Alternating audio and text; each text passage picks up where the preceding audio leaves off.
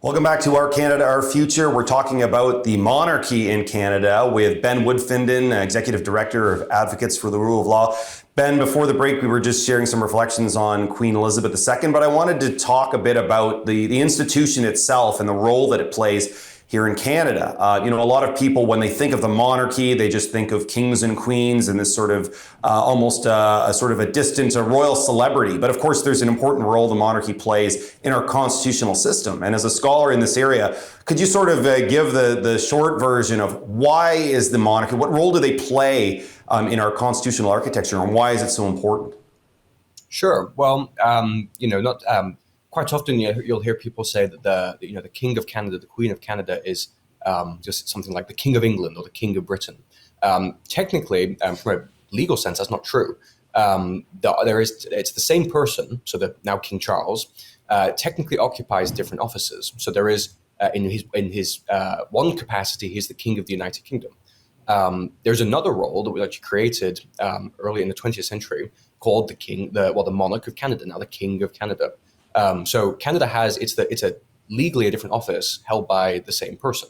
The King, of course, is not doesn't live in Canada. So we have essentially vice regal representatives. So we have the Governor General at the federal level, who's kind of the king of the. I shouldn't say the king, the most significant of these, and then we have lieutenant governors at the provincial level. So they're absolutely symbolic figureheads. They have lots of formal power. On paper, they're immensely powerful. Informally, they don't exercise that power, right? Their job is to grant royal assent on behalf of the crown, on behalf of the king, to legislation that's passed by parliaments and by legislatures. So they play a symbolic role, but they do still play an important role. We saw actually with the previous Governor General, Julie Payette, there is still an active role in actually doing the work. So signing off on things like ordering councils, which are essentially kind of executive pieces of legislation.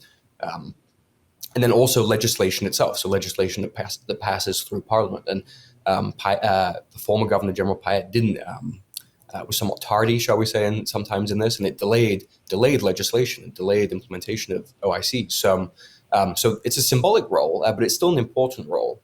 And it's a kind of unique part of our constitutional architecture that we'll get into this later, that I think is worth preserving.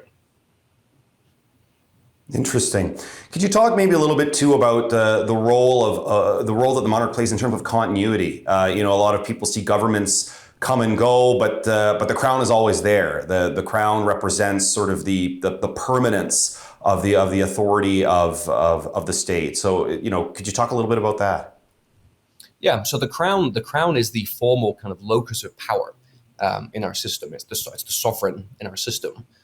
So what that means, and the beauty of the genius and the beauty of the system is that while monarchs may come and go, so as the Queen passed away a couple of weeks ago, that power, that sovereign, that formal authority never change. Is immortal in that sense. The minute the Queen drew her last breath, Charles became king. So there was no transition of power, right? There was no interim period. He instantly became king and became the sovereign.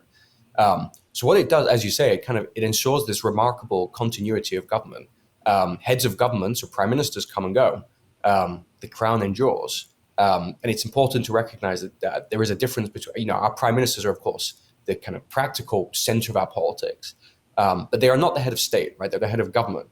And the governments that they lead are formally the governments of His Majesty, of the King. So while it might seem like a kind of frivolous, pointless symbolic just exercise of power, it's important precisely because when we have an election and we get a new prime minister, that power, there is a transition period from government to government, but the crown itself, once again, the crown remains consistent. That sovereign power endures throughout different governments. And throughout, the deaths of different monarchs and the reigns and different reigns. So there is apart from the kind of symbolic continuity that it provides, in the kind of this enduring institution, there is also a practical, important kind of continuity that it allows, precisely because it allows for the instant transfer of sovereign authority from one person to the next.